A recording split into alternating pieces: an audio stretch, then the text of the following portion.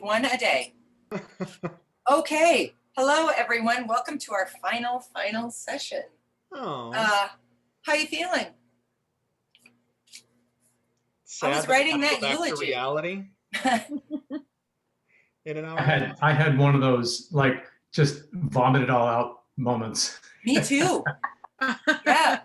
Yep. How did it feel? It was interesting. What was kind of fun was making up the stuff that is still to come. Yeah, Right. Yeah. that's great. So, in the spirit of no time like the present, does anybody want to go first? I will, since I was talking. Excellent. You know, I'm a talker, so yeah.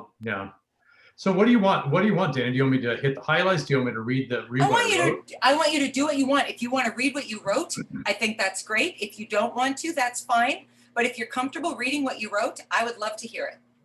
Okay, well, I mean, I am a little further down the life path than a lot of you guys are.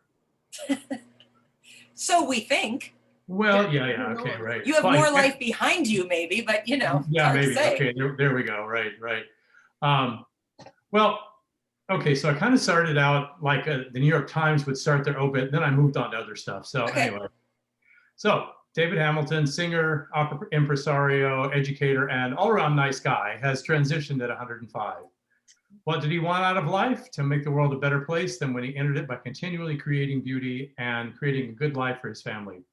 He did this through his chosen field of opera and classical music and through the creation of stained glass art. Oh, yeah, and he was a pretty good cook, too. David was born in 1957 and adopted into an incredibly loving family. His parents welded their family into one that valued education and the pursuit of dreams. Growing up in Tulsa, he was provided with music lessons from a young age that led to his eventual choice of career.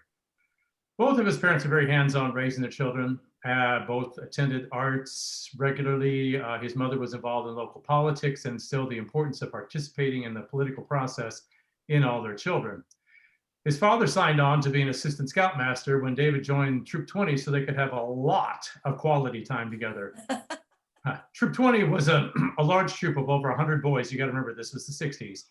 And it was there that he learned some of the resilience. Well, okay, he was kind of a dork with no athletic talent. So there was a lot of bullying and hazing he had to deal with. And that carried him through a competitive career full of success and rejection. He was also part of a really competitive troop or patrol within the troop in which all the boys tried to make Eagle Scout in 2 years, and most of us succeeded. That experience helped shape an attitude that he could do anything he set his mind to. As a high school junior, David was part of the first group of white students to voluntarily integrate the Seoul High School on the largely Black north side of Tulsa. Tulsa is to this day a very segregated city. Following high school, he left Tulsa to attend the University of Iowa, intending to follow an educational path towards becoming a medical doctor. Yeah, well, he discovered his true passion was singing, and he completed the music degree there and went on to graduate work at the Juilliard School in New York. 2 years following the completion of his graduate studies, his singing career launched him into the high visibility and high pressure professional world of Lincoln Center, first at New York City Opera, and then for several seasons as a solo principal artist at the Metropolitan Opera. The self-confidence that was nurtured by his family in scouting allowed him to fully use his talent to begin creating beauty in the world. During that time, he married Karen Blau, whom he had met during his time at Iowa. She was a fellow voice student. Together, they raised 2 fantastic children, Nick and Kate, and moved to their first home in Maplewood, New Jersey. His singing career took him across Europe and North America, but life with Dad on the road all the time did take a toll on the family. So when Nick was 11, it was clear that a more stable home life was needed, and he took a position as voice professor at Concordia. The move to Moorhead really shaped the next 30 years and allowed him to explore new ways not only to create beauty himself, but also to teach others how to use their musical talents to nurture beauty in their own lives. During the first year in Moorhead, he also took a class in stained glass, and that class ignited a new passion and a new avenue to create beauty in the world. Eventually, he opened his own glass studio, where for 12 years he taught classes to introduce others to the craft and created commissions for several homes in the Fargo-Moorhead area. Another chapter opened when the artistic leadership of Fargo-Moorhead Opera quite literally fell into his lap. During his full-time singing life, he had often thought about the possibility of running an opera company, and after a rather steep learning curve, managed to keep opera alive and flourishing in Fargo-Moorhead for nearly 25 years. Under his leadership, the company emerged from a year when it very nearly closed to returning to producing full seasons of opera, never one to sit still, and that's kind of a theme throughout his life. He couldn't sit still. And he could never do the same old, same old. So he brought a number of new ideas to the company that included producing its first world premiere, launching the North of Normal Chambers series, and creating its first online opera. And it was during this time that he finally came to terms with his true self and came out to live as a happily fulfilled gay man. After he and Karen ended their marriage, although we remain on friendly terms today, he met the man who would not only become the love of his life, but also change dramatically the trajectory of his life, Bernie Erickson. He would not have become the man we knew had it not been for Bernie's love, encouragement, and influence on his life. It was Bernie who pushed him to see all that could be possible and often dragged him kicking and screaming into what would become his best life. They married in 2006 in Winnipeg, nearly 10 years before their marriage was recognized in the US. In 2014, they joined forces with other North Dakota couples to sue the state of North Dakota for recognition of their marriage, well before the Supreme Court ruled that same-sex marriage was the law of the land. Another highlight of their lives together was an appearance on HGTV on House Hunters International. They're pretty sure it was their silly audition video that landed them the spot that focused the show that focused on their search for a beach villa in Costa Rica. It was also during his time in Fargo that he reconnected with his biological family. A phone call out of the blue led to meeting his biological mother and two half-sisters in Oregon. Although Caroline, his bio mom, passed away a couple of years later, he remained in touch and built a relationship with his half-sister Renee and continued to visit her family whenever possible.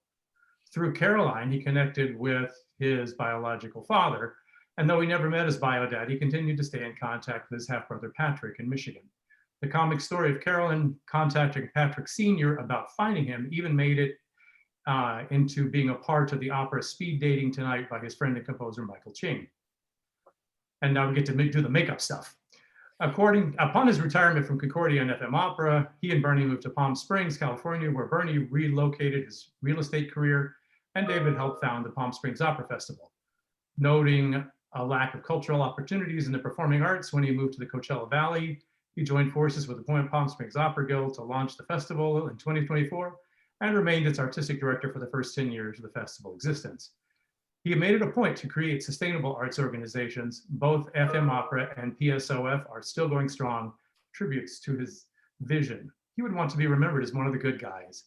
It was important to him to be kind to others and encourage them to become their best selves. He continued to create beauty right up until the end of his life by teaching other residents of the Stonewall Valley assisted living about music and stained glass, boring them with stories of his life on the stage, and even occasionally singing for them. He would also want to be remembered as a father who deeply loved his children, tried his best, and clearly got some things right, and is one of the grandpas that everyone wanted to come visit. Remember that good cook part?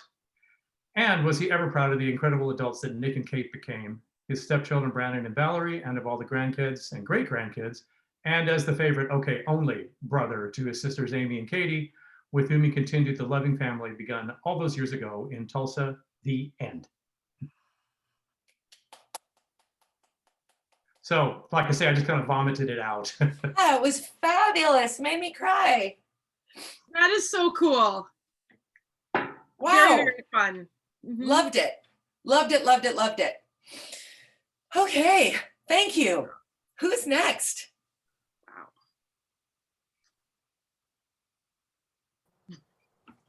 Oh, for heaven's sake. All right. Michael or Peggy?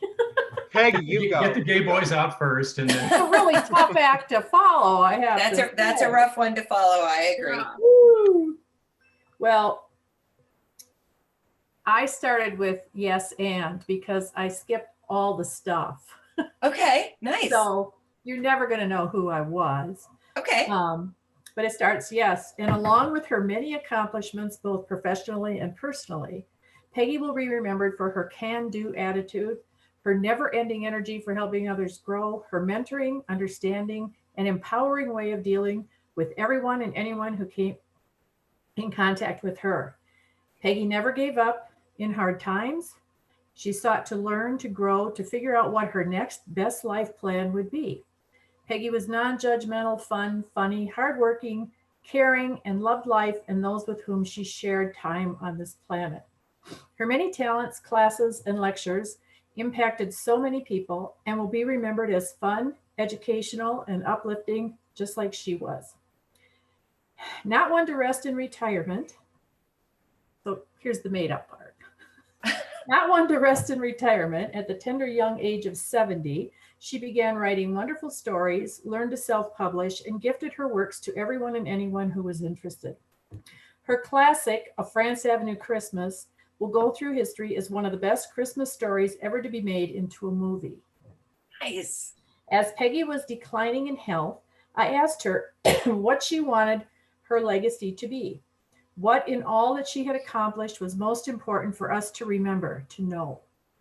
She told me the story of her as a child, always telling fantastic stories to anyone who would listen, teachers, other kids, grandparents. And often these storytelling would get her into trouble because people believed them and they would repeat them. And then they would find out they were made up stories and she would be punished for lying. She would be scolded, spanked, grounded, punished for being creative. Eventually, her stories were put in a closet and left there. The lesson: recognize the talent the innocents bring to the world. Do not judge, do not criticize, and listen to them. Listen to people. Really lean in and listen. Be patient and understanding, encourage them, and learn from them. This is the path to an enlightened world. This is how we build better people. And this is how we grow the best us. This is what matters most.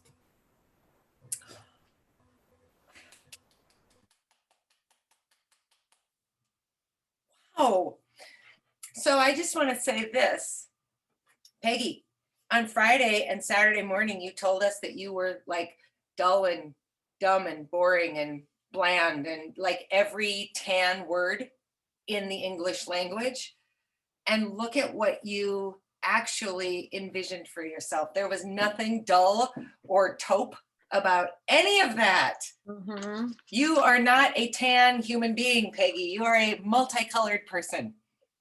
That's amazing. I'm gonna just cry through all of these. I'm just prepping you now. I'm gonna cry through every single one of them. Okay, thank you for sharing. Who's next? They're all gonna be tough to top, so just go. All right, I'll go. All right, Michael. Okay. A eulogy for Michael Klug. If there's one thing you should know or remember about Michael Klug, it's that he loved zombies. Zombie movies, zombie toys, zombie books, zombie video games, zombie apocalypses, real, remember 2035, jeepers, or imagined. At an early age, via exposure to the horrific visions of filmmaker George A. Romero, Michael set out on his lifelong love of horror, and specifically that of The Walking Dead. It informed his nightmares, his writing, his career, his friendships, and yes, even his love life, don't ask. Via an undefined, primal fear of flesh-eating monsters, Michael found out who he was. He then embraced this fandom, took it beyond just a hobby, and stalwartly followed that path into the darkness of monsters. The trajectory of his writing and his life, his first short story completed at age 10 was a piece entitled House of the Dead, was simply never in question. What did evolve from that initial interest was his recognition, like that discovered many years prior by Mr. Romero, that the zombies and the physical danger they presented were wholly incidental to the problems humanity creates for itself, in family dysfunction, civil unrest, and poor communication. It was never the fault of the zombies. They were just following. It was the humans and their faults which always led to their downfall. By telling these stories of families and their unhealthy relationships against the backdrop of mindless, shambling corpses overtaking the world, he discovered his own shortcomings, his own neuroses, and his own personal obstacles. Certainly, these writings were a form of self-therapy, but ultimately, these decades of work in the writing field opened his mind and eyes to the fact that he was no different from his fellow humans, damaged, but not beyond repair. But those necessary repairs would not come easy. So as we stand over Michael's grave on this blustery fall afternoon to say our final farewells, make note of the fact that those muted knocks from within his casket are nothing to worry about, for it was Michael's last wish that he be the very first human to actually return as one of the undead. That's why cremation was simply not an option. But have no fear. He won't be out to feast on your flesh or to pry into your skull for some juicy brains. No, He just wants to add some additional time to his clock of existence to watch more zombie films, to pay further tribute at the altar of Mr. Romero, and to take some additional deep dives into his own zombie fiction, now armed with amazing insights into the real thing. At his life's end, and at this new beginning, we sturdily place Michael on the same pedestal as his former idol, taking the lead from Mr. Romero many years after Romero's sad demise, and continuing Romero's legacy of the undead and making it his own. Michael made flesh eaters personal in every sense of the word, and single-handedly revived this long dead horror subgenre. Michael, as you stand there side by side with George in the murky haze of Are We or Aren't We Dead, we know that you will, at the same level of productivity, ingenuity, and adoration as George, shamble off together into the sunset, brainstorming some new ideas about how to best dispatch a zombie, and welcoming the next generation of zombie artists, undead experts, and flesh eater fans. Michael leaves us for this new chapter having won 2 Oscars, one of which was the first ever for a zombie film, 3 Golden Globes, a handful of BAFTAs, and a Pulitzer for zombie literature, a new categorization to accommodate the ever-expanding zombie storytelling movement, which he worked tirelessly to grow. We wish his widower well as he deals with the daily dusting of their house full of collectibles and the reorganization of their palatial home to allow this differently abled Michael easier access. And one final reminder, fellow mourners, when you see him, please don't shoot Michael in the head. He's just trying to remain productive. Rest in your new undead flesh, Michael.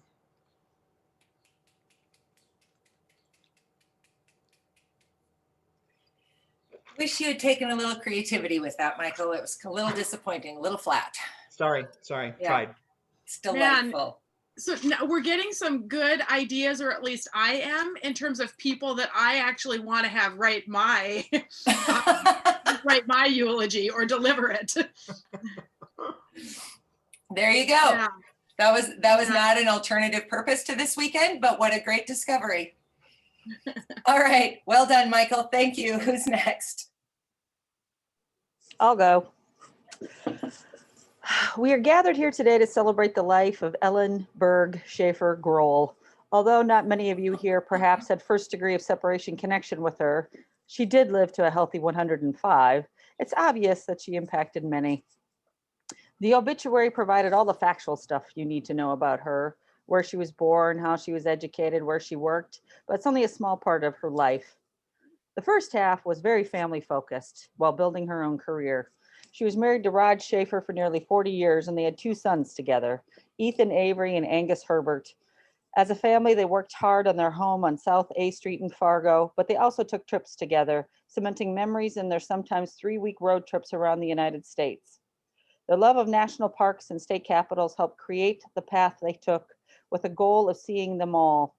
They welcomed exchange students from Japan, France, and Germany, knowing that each kid would teach the family something about themselves and in turn help the family learn more about the world. Ethan is a world-renowned biomedical engineer whose innovations and inventions of titanium skeleton parts are part of the reason why Ellen lived as long as she did, and thousands of others as well. His company, Titanamount, is the global leader of replacement parts for humans and also vintage cars. Angus is a partner in the business as Chief Jiminy Cricket, acting as the conscience of the company to ensure that everything they make doesn't determine that Terminator movies become a true story. Both live in Minneapolis, St. Paul, and both are married with children. Her own career ran the gamut. As a traditional student, she wasn't anything exceptional, but as a student of life, she excelled.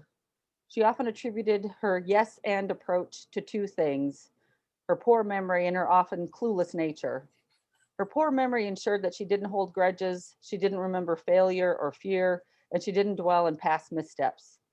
Her clueless disposition worked in her favor, and that she didn't often see the possible hazards on the path, that she didn't see the judgment in people's eyes or on their faces, and that she remained in a pretty, constant, happy place.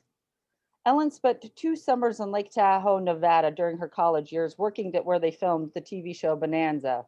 It was her first time away from home, and she remembered that time fondly as one where everything was new and exciting, and there was so much to say yes to.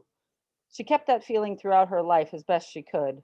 saying yes to opening her home to friends and strangers, local students and those from abroad, artists and musicians, for a dinner, a night, a few days or months.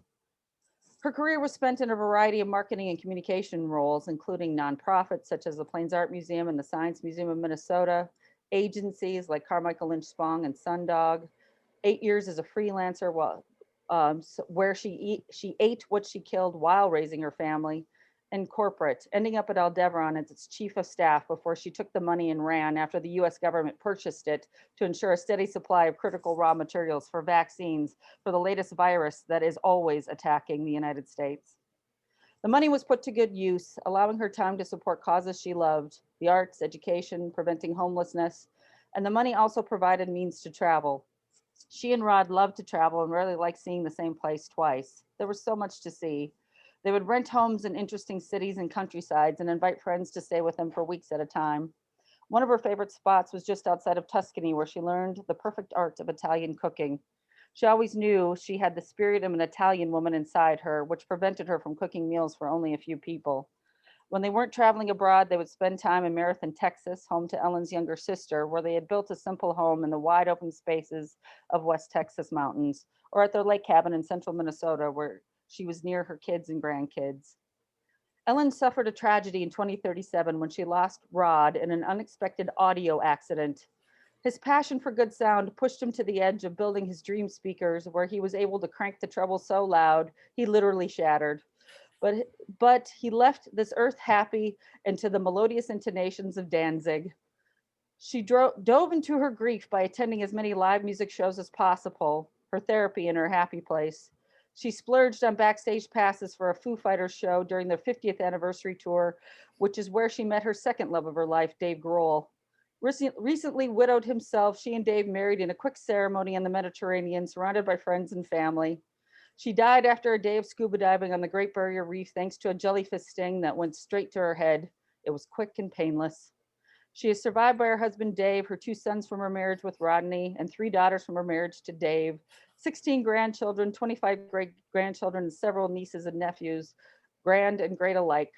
Her assets will be divided amongst her family and her many beloved charities, and her ashes will be spread by the wind over both the sandhills of North Dakota and the mountains of West Texas. All right, a lot of that was bullshit, but you know, a girl can dream. Not that I want David, I don't want Rod to die, but I am in love with Dave Grohl. Well, and that would be a fitting end for Rod. Yeah. And it's not like you said 2022. No. You gave it a long time to go. I did. Yeah. I did. I don't know that I'd read that to Rod, but still, yeah. No. This is very funny. Very you. Well done. All right. Who's next? Go ahead, Lib. So I'm going to preface this by saying I didn't write this. After our first session this morning, I was thinking about what Dana said, like what would the people closest to me say about me? And I really literally had no idea. And so I asked Mark and Noah and Amelia, and their answers were so enlightening, so incredibly enlightening. It is so relevant to what we've been talking about, that no one sees us the way that we see ourselves internally. Mm-hmm. The way that other people see us is totally different. And everything that they said, I don't know how I could write a better eulogy. It pointed out things that I want to aspire to. And it also pointed out areas that I would like to work on. And so I'm just going to read the notes that I took from our conversation, because we almost the entire break we talked. So what a great conversation. It was really great.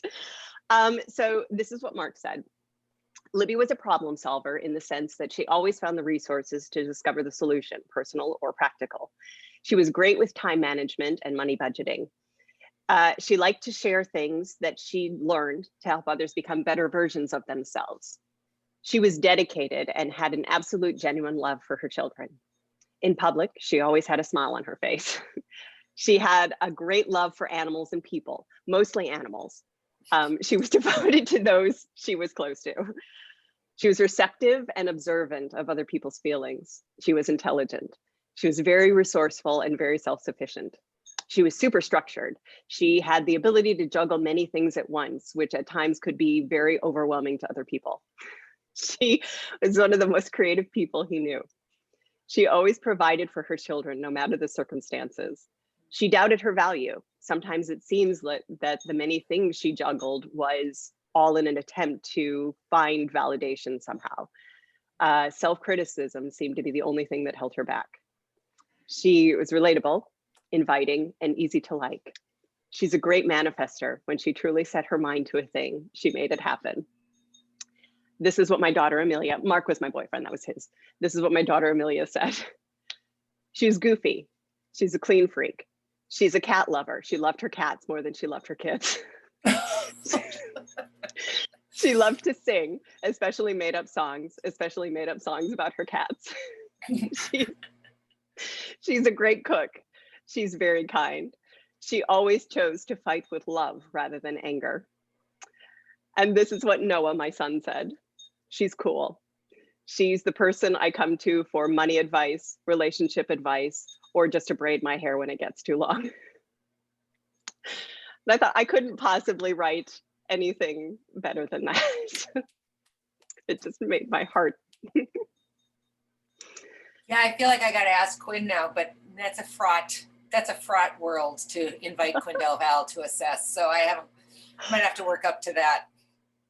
What a great conversation though.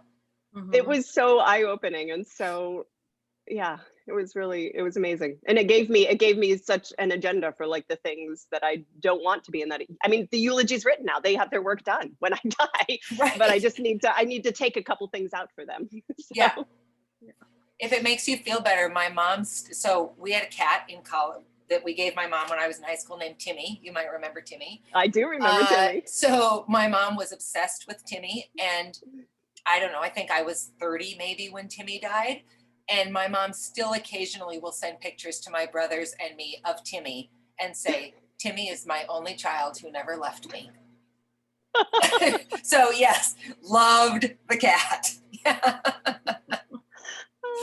That's delightful. I love that you got those responses. What a present.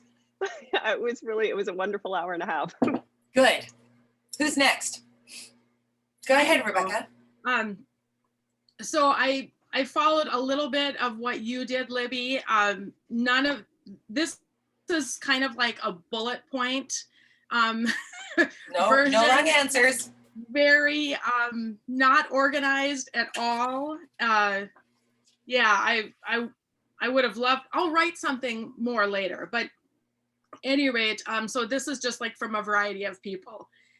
So some of the things that so I have one sibling, and that's my sister Harmony, and she and I agree with her on this. She talks about my extreme obsession with details and being that I like to consider every possible outcome before making a decision.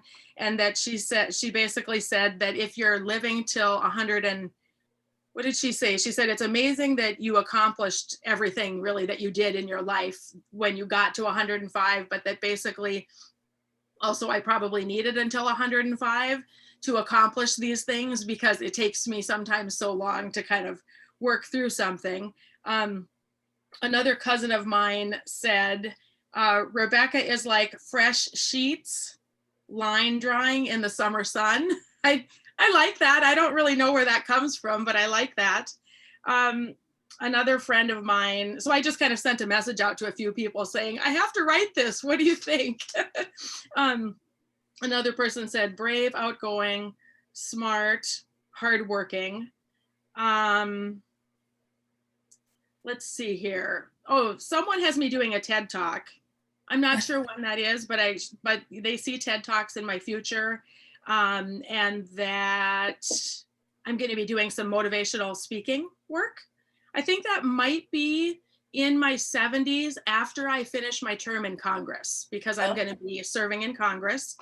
And that's kind of my own idea. I do a lot of political work, and I haven't talked about this since we've been visiting here, but some of you know that. And so another one of my cousins has me managing Kamala's campaign when she runs for president. Let's see here, some other things that I'm thinking about. I guess really things that actually would hope to potentially pursue at some point in my life. So starting with the year 2021, this may or may not be something that Dana and Ellen, I'm going to say this now, it doesn't mean I'm for sure doing this, but in 2021, Rebecca was elected to the city commission in Fargo. During my service, during my 4 years of time on the city commission, I worked on issues such as extending our city bus system down farther south to like where Davies is. I worked on converting the 10th Street and the University one-ways into two-ways to help kind of repopulate and reinvigorate our neighborhoods, our core neighborhoods in Fargo. And I worked on zoning laws to help greater diversify the socioeconomic balance in the city of Fargo. I became a communications director at Lutheran Social Services during the time that I was serving on the city commission. In 2028, I was, let's see here, wait a second. In 2024, I was elected to the US Senate. I served for 2 terms. And while I was in the Senate, so by the time I was done in the Senate, it was 2036. I worked on issues such as extending the minimum wage to $20 an hour. I worked on passing landmark legislation that helped the country to transition fully to clean energy. And what else? Access to affordable healthcare, just expanding access to affordable healthcare for all Americans.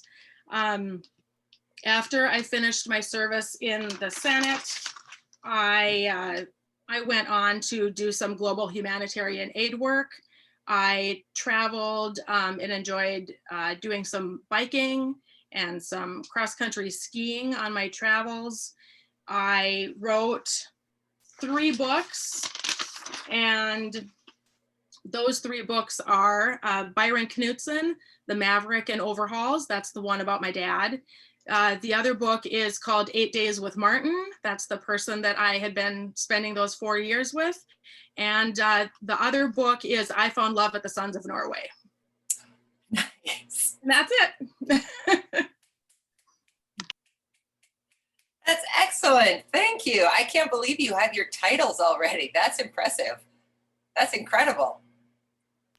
Well, there were some other people that like the Sons of Norway one. A friend was kind of throwing that out to me relatively recently.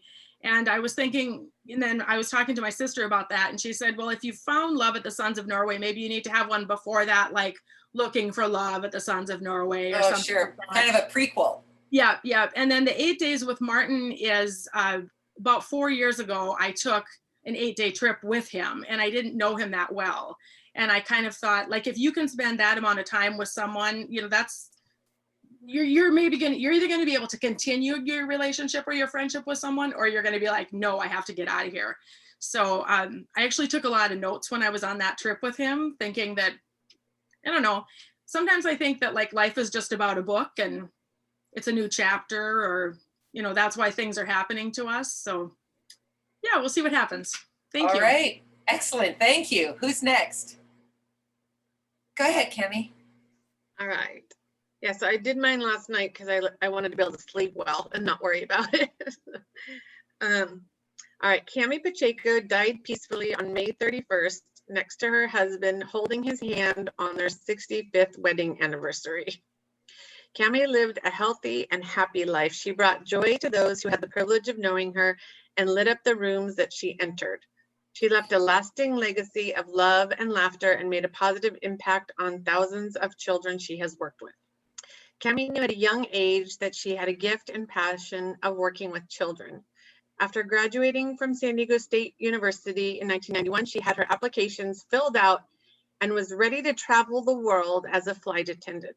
But the universe had bigger plans for her. She instead was recruited by her father to work at his international high-tech company and was able to travel the world for different reasons and would always take notice of the tired face and plastic grinned flight attendants while sipping her Bloody Mary and enjoying the Earth show below.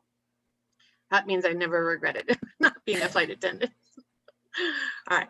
After 12 years of climbing the corporate ladder to nowhere, Cammie's dear friend Scotty passed away, which was a wake-up call for Cammie that life is too short not to be doing what she loves. She decided to get off her hamster wheel of pursuing money and dove headfirst into her love of working with young children, which paid just above a volunteer's salary. Cammie enjoyed the next 75 years working with children in different capacities as a preschool teacher, preschool director, elementary school director, special needs teacher and ABA therapist, court-appointed special advocate, CASA, and foster parent to many beautiful children. She and her husband were mama and papa to many. All right, and this is where it goes off more, even more. In 2021, Cammie wrote her first children's book titled The Big Book of Mr. Toots and Mr. Poops. That's the one that's been bugging me. That's the one you're waiting for divine inspiration for. This is the one that I have it all pictured. This hilarious children's book became an international bestseller and was published in 37 languages, selling all around the world. Cammie was able to travel to many countries, accompanied by her mother, her biggest fan, reading her book to children across the globe, while also donating valuable necessities and money to orphanages wherever she traveled. Cammie continued to publish many subsequent children's books with common themes in age-appropriate language of inclusiveness, equity, tolerance, compassion, and social justice. In 2030, Cammie received the Nobel Peace Prize for Children's Literature, contributing to a new curriculum standards in early childhood education. Cammie is survived by her husband, who died minutes after her stepson Justin and his family, nieces Katie and Krista and their children and their children's children. She is also survived by the hundreds of thousands of children's hearts she touched. Cammie truly lived a fearless and amazing life, and in Cammie's own words, love is all there is, and I am blessed with more love than my heart can handle.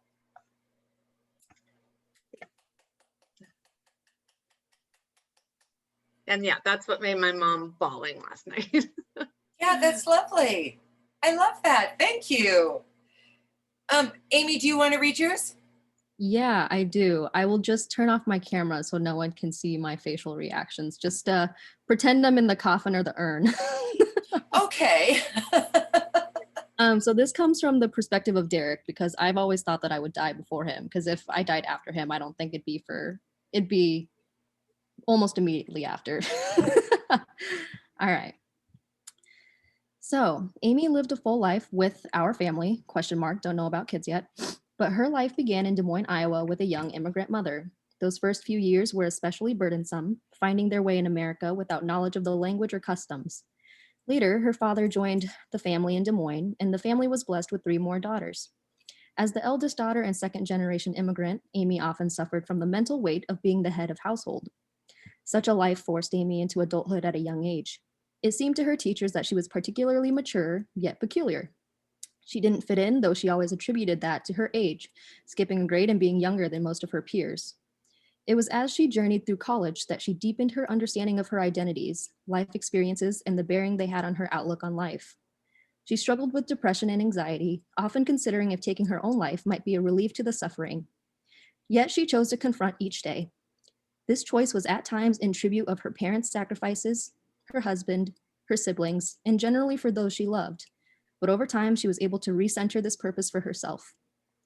Sometimes, this apathy for life led her to take risks, leading her to be rewarded with more to live for. This struggle might not be known to many, because she was always arriving with a sunny disposition, or at the very least, an ambiguous and sarcastic dry wit. As hardened as she thought she was, she always opened herself to others. She always answered the phone, showed up, and let those she loved know it, despite the physical distance she kept in her illustrious foreign service career. As an ambassador, she was the consummate diplomat, bringing people together while advancing food security. Even as a public servant, she advocated for others and stood up for ideals that brought peace for everyone. Her nomadic and ever-changing life was driven by adventure.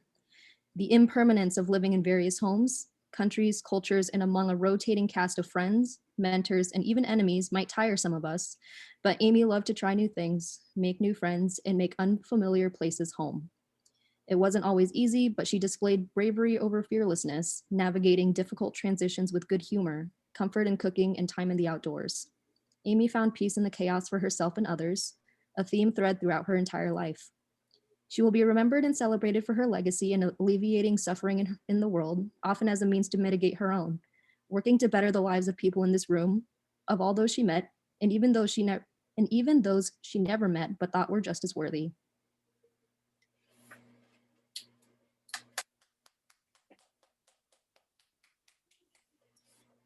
That was really lovely, and you should probably narrate books. You have a spectacular voice. I mean, I was paying attention, but that was funny to hear it and not see it. It was beautiful. Yeah, I was getting a little too shaky, which happens when I get too personal. But yeah, thank you for listening to that. Thanks for being brave. What's come to my mind as people have been reading their eulogies is there's an Edith Piaf song that is currently the underlay for a couple of commercials. Je ne regrette rien. I don't regret anything. Not the good, not the bad, not anything that anybody did to me, that I did to anybody else, because ultimately it was part of my journey. Yeah. That's fabulous. Yeah, it's hard to think that way sometimes, but it is true. Everything that happens to us is all part of our life. It was so cool to hear all of these, and like, no matter if some of it's made up, but or like dreams, right, that we might want to have, but it's just fun to hear about it. It's fun to hear about like what some of the dreams or the journeys might be for all of us. And then it was also fun to hear about, because we all arrived on this scene, and some of you know each other, you have more history, but it was really nice to be able to hear and learn a little bit more about all of you prior to arriving on the scene for this retreat. And I think we're all pretty awesome people. I would agree with that. Yeah. Okay. Did you write one, Dana? I did. Can we I hear did. it? Sure. Dana Delval shook off her mortal coil this week. With her passing, immeasurable joys and sorrows have simply vanished into the ether. But there are elements of Dana that will linger long into the future, and that's the focus of this writing. Dana was at her truest, deepest self an artist of curiosity and tenacity.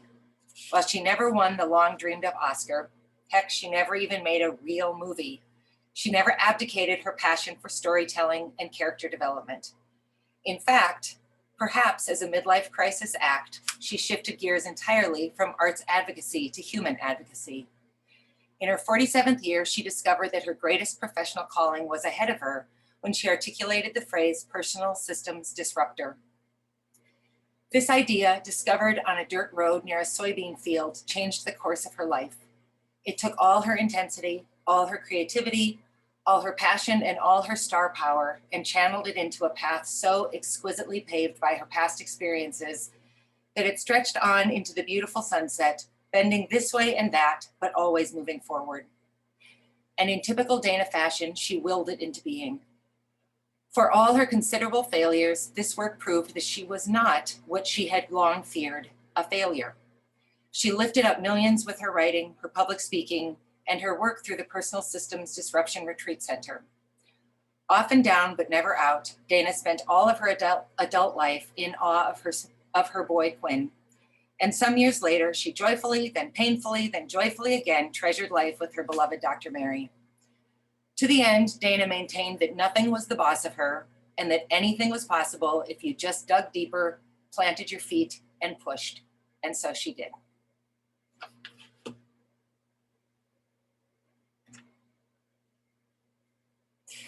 So how did that feel?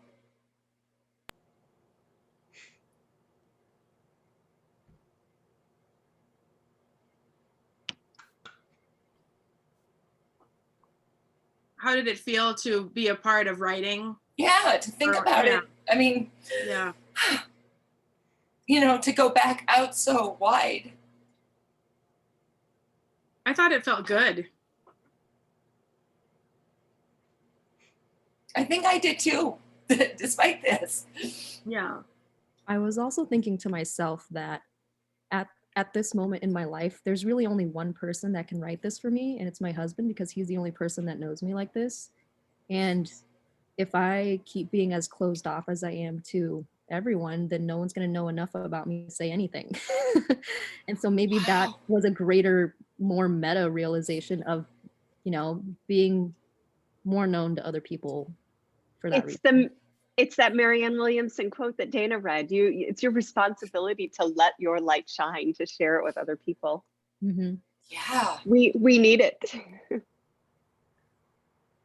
Wow, that's kind of amazing. So, I need 3 seconds to recover. Wow, let's not look like that anymore. When you were reading, Dana, I was getting the chills up and down my body, which for me, that means it's the truth. Like, it was really, really cool. And I think, speaking or on behalf of our group, is like, gosh, just what you're doing for us right now, you know, it's such a gift. It's such a gift what you're doing. And of course I envision it hitting, and, you know, touching more and more lives the way it's touched ours. So we're very grateful. Wow. I'm very grateful. Thank you. Wow, thank you. That's amazing.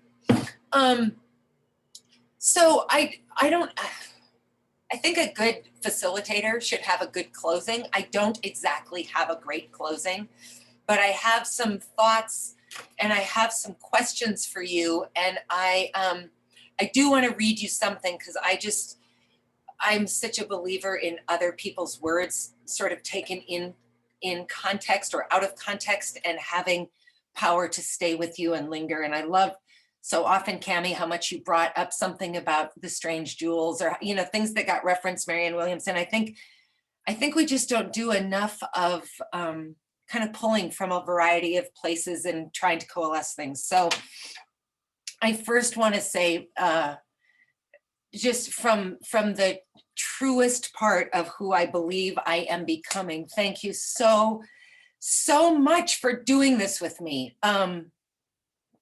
Wow, when I stood on that soybean field, I think wearing exactly what I'm wearing now, because Michael, this basically is my pajamas. It's pretty much all I've had on since March. It's the sleeveless t-shirt, which so dismays my mother. But when I was walking on that dirt road and this idea came at me, I thought, I thought both at once, this is absolutely going to happen. There's just no question about it. I walked back into this farmhouse I was staying at, and I just began to put this into being. And then I also thought, who's ever going to join you in this?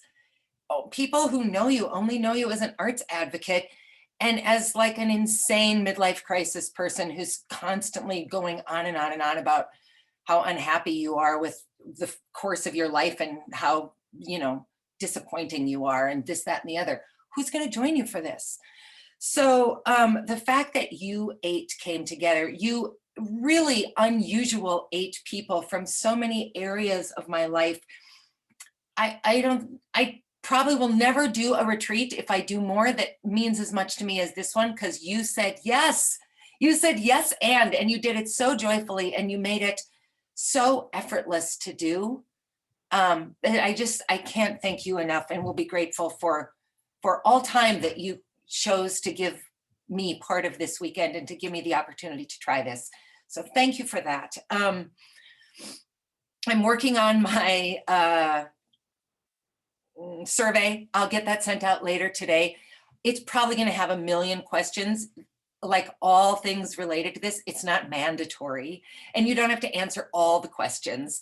But I'm probably going to ask you a ton of them, because I want to know sort of at the micro and macro levels what you thought worked, what you would change, what you thought didn't work, whatever. So again, if you get to a question that you just don't have an opinion one way or the other on, you can skip it if you want to.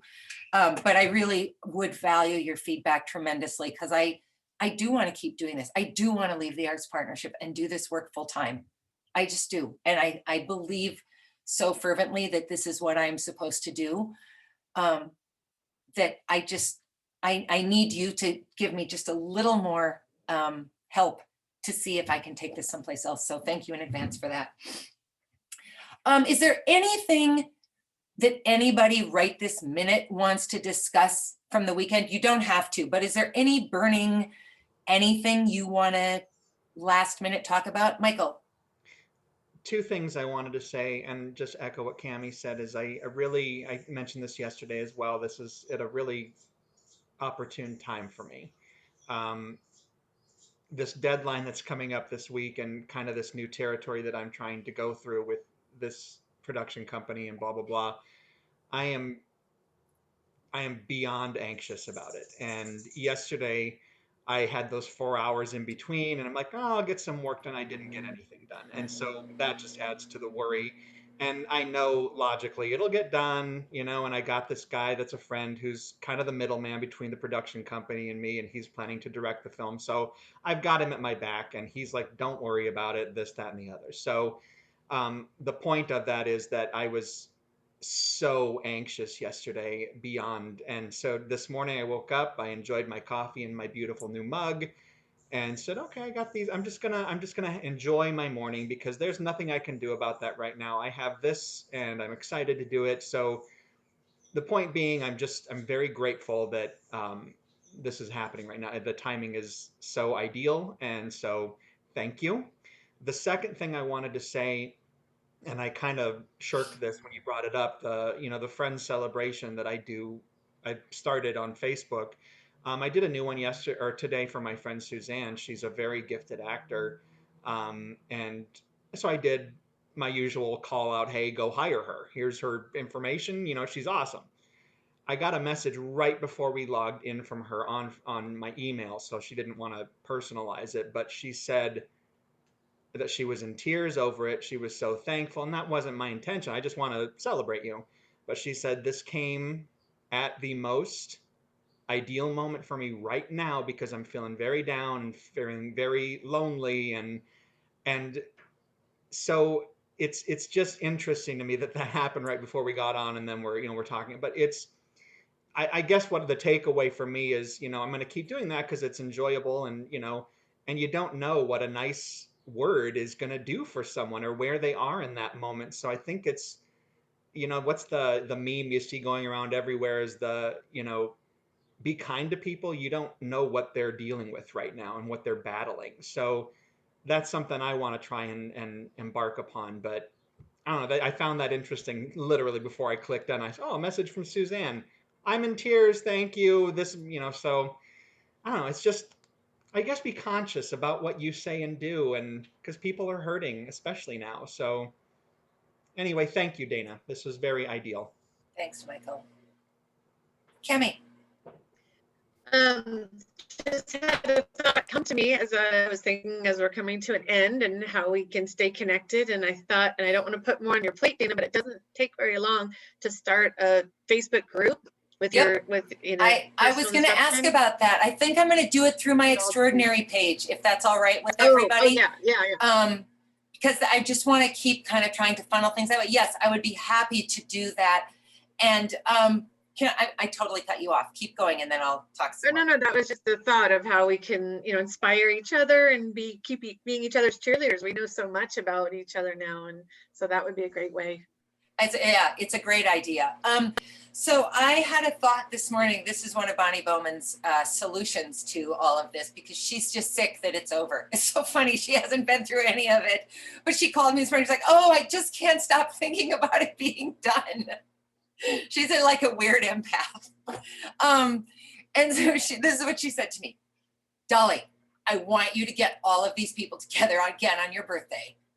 And I want you to have one more session, because then nobody needs to feel bad today that it's over, and it's accountability. And you would really think that she's just been secretly on this the whole time. And I promise you she hasn't. But so I'm going to put this out, and I'll put it into the Facebook group as the first post, but my birthday is December 29th. It happens to be a Tuesday this year, which isn't super ideal. Although on the other hand, what day is ideal anymore? And I always throw my own birthday party. And obviously we're not doing that this year. So I'm going to put out some times. And this 9 of us, if you want to participate, can get together and do a check-in. That gives you about 5 weeks to 6 weeks probably to get something going. 6 weeks, that's a long time. So I will send out the invitation and you are free to take it or not. But I hope that you will, because I think a lot of good can happen in 6 weeks. I agree with Michael, eek. But a lot of good can happen, and a lot of change can be made, and a lot of new habits can either be picked up or set down. Sometimes we have to set down habits too. So I will send that out, and we'll see if we can find a time that we can do just even if it's a 20-minute check-in. But I love the idea of connecting you all over social media, so I will do that too. Anything else anybody wants to add? Doesn't need to be like accolades, just anything in general. David. Well, I've appreciated for me that this has brought some things into focus that have been just sort of hanging out there. And now that I've got 6 weeks to actually get off my ass and do something, then I think that, I think this is great. And I'm so appreciated getting to know all of you, even though I knew some of you before. But it's always great to have to make new friends and new connections. And hopefully at some point we can all meet together somewhere, like in my backyard. Like in David's backyard. Yes. I'm in only full 2 support of hours that. from Palm Springs, dude. So So is Libby. Cammie, you can fly there quickly. And the rest of us will just told them I was just there in July on vacation, so we drove. Yeah. Yeah. No problem. Someday we're all allowed to travel again. God. Yeah. It will be an aspirational goal to get together in person. That would be unbelievable. Well, I have to say that lounge chair behind you, David, the one on the left. Yeah, that's Cammie would like a nameplate on that one. When David called me, he said to me, because I talked to David a lot because of the Arts Partnership, and he said, tell me about the retreat. And I thought, okay. And I said, well, I went for 2 weeks and I laid out this, and he said to me, not your retreat, the retreat. I was so shocked. I think I just had a vision in my mind of who might participate, and you just threw me. But when you called to see if it was something for you to consider, I loved so much that it suddenly took it from, I had a very kind of narrow view of who might be interested in this, and turned it into something so much different and broader and richer. I mean, if I had said to you, well, I'm really not looking to engage with men, what a loss to have not had the 2 of you at this weekend. So thank you for being brave, David, and for kindly tolerating me thinking, oh, he wants to hear about my writing retreat. Yikes. Yeah, but you could have read 52 blog posts on that if you really cared. So anything else? Dana, everyone is going to be thanking you, and I am as well. There are lots of takeaways. I've been taking notes. So as we were working here, if you saw me kind of, go away from the screen, I was writing down lots of things. I'm a person that needs to write things down in order to remember them. Another really good friend of mine says that you'll remember it if it's important enough, even if you don't write it down. But at any rate, I want to be able to refer back to a lot of what we discussed this weekend and utilize it in maybe some of my communications with other people, or within my own personal work too, and just being able to share some of the ideas and some of the challenges. And like one of the things we were talking about, I think it was yesterday or earlier today, about abundance, and kind of being afraid to allow abundance into our lives. And so that's something that I passed on to another person already today. I was just kind of sharing with this friend of mine about like an example of where I think that I have shied away from that, and then just kind of threw out the question to him, where might be what might be an example of where you didn't welcome abundance in, into your life. So I'm curious to hear if he shares anything back with me. But I listen every once in a while to the podcast, the Extraordinary podcast, Dana, and I am moved by them every time I listen to them. And then when you went on that writing retreat, I listened to a couple of those too. I remember, and there was the time where you were excited because your husband was going to be joining you there for a short period of time. So I listened to that. And then I listened to a couple of them when you guys were together. I listened to the one, was it on 9/11? I think you did. Mhm. I think you did one on 9/11, and that one was super impactful to me and caused me to make some other decisions in my life. And so, any rate, then when you launched this retreat, it was just kind of the perfect timing, like you said, Michael, for you, the perfect timing. And I think it's just sometimes things just they fall into our laps, when they do. And I thought, yeah, I'm just gonna go for it. I was intrigued enough by what you have been doing. Wow. And I've always wanted to know you better. And so I do. Here it is. Yeah, but it's been so valuable. Thank you. So thank you, Thanks. I everyone. appreciate that. It's kind of embarrassing to hear someone go on and on, but I appreciate it.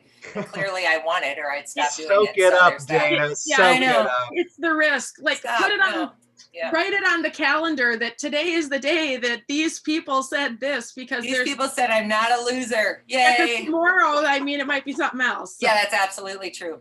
So I think I told you yesterday when I was looking for that picture of Cammie and me, I trolled through every single one of Cammie's photos because I was sure she had posted it. That's not true. Turns out my mom posted it. So I went through all of Cammie's photos. Then I went through all of Cammie's mom's photos. Then I went through all of my photos. And then I thought, F it. And I went back to the photo album and just took another picture of it. So I never did find it. But I found this on Cammie's page. And I want to share this with you because I really loved it. So I just stole it right from you. But you stole it too, Cammie, because it's a meme. So it's all right. I loved this so much because I think the theme for so many of us throughout these 3 days is that we don't know if we are worthy to pursue what we want to pursue. And something is keeping us back, and it's almost entirely, assuredly, our own lack of faith in ourselves. If we could ask the other 8 on this call, do you believe that I will pursue what I'm out to pursue? Wouldn't you say yes to every single one of us? Yeah, so we have to work to believe that for ourselves. So I wanted to share that with you. And then I want to read you the coda to this book. And I just have to give you one explanation. So Ben Zander is a composer and a conductor, as I told you. And he came up with this idea. He was trying to coach a pianist to have more emotion in this piece that he was working on with the orchestra. And he was technically perfect, but it just had no life to it. And so Ben turned to him and said, aha, I know what the problem is. You're a 2-buttock player. And the guy was like, what? And he said, you're too grounded. You have to move to just one cheek and the energy will flow through you. And so the young pianist did. And he said it literally stopped the entire thing because the energy that came out of him just by moving his body just transformed the whole thing. So there's a quick reference to that, which is why I have to explain it to you. So this is both a little bit, I'm just gonna read, never mind. Coda. You may have come to this book looking for solutions to some very real problems, or you may have opened it as an idle traveler passing through. Before long, you must have realized that the book had no intention of solving your problems or even of letting you browse. It was interested in providing you with tools for your transformation. From what to what? From a person who meets the challenges life serves up to one who designs the stage on which her life plays out. From a single note to a long line, from partial to full expression, from the I to the we. How? by the same route the musicians take to get to Carnegie Hall, through practice. Choose the practices that express yourself. They will keep you in the boat. They will shape your voice as a unique contribution to us all. You can turn your attention away from the onslaught of circumstances and listen for the music of your being. Then launch yourself as a long line into the world. Over the course of our narrative, you may have redrawn somewhat your picture of the world. Being an adult may now seem like quite a different matter. Perhaps it brings to mind the artist, a person like yourself who affirms that he is living in a story and takes his hand to the creation of his life. The adult as artist, a one buttock dancer with the cooperative universe, a willing conduit for possibility. Remember how we used to dream as children of the delicious freedom and power of being grown up. And somehow the dream vanished along the way, and we were energized only here and there by a job well done, a spirited gathering, or an occasional week in the sun. Now that we know it's all invented, let's revise this story. Let's just say that somewhere along the journey, we carried too much, or slipped too often, or heard too many voices in our head and wandered off the track. The possibility we saw so clearly as children got lost in the downward spiral, and we forgot the promise of our birth. How fascinating. Look around. This day, these people in your life, a baby's cry, an upcoming meeting, suddenly they seem neither good nor bad. They shine forth brilliantly as they are. Awake, restored, to the dream revived. And I feel like that's what we have journeyed towards this weekend. We started big, we got narrow and specific, and we ended up big and expansive again. And my hope for you all, and my privilege, because I'm connected to you all anyway, but my hope for you all is that you take pieces of this and apply them. Great learning, great insight doesn't matter if it stops when I end the meeting. You have to take it and carry it forward. So I look forward to seeing you on the 29th of December to celebrate my 48th birthday. And I just can't thank you enough for everything that you brought to the weekend. And I'm so grateful for the work that we got to do together. Thanks. Thank you, Dana. Thank you, Thank you, Dana. everybody. Thank you. Take care, Thanks, everybody. everyone. Love you. See you soon. Have a good evening. Bye. Go do great things. Yes, Yeah, go do absolutely. good things. Be Bye-bye. productive. All right. No, this is like a bad phone call. I'm just ending it for us all. Bye.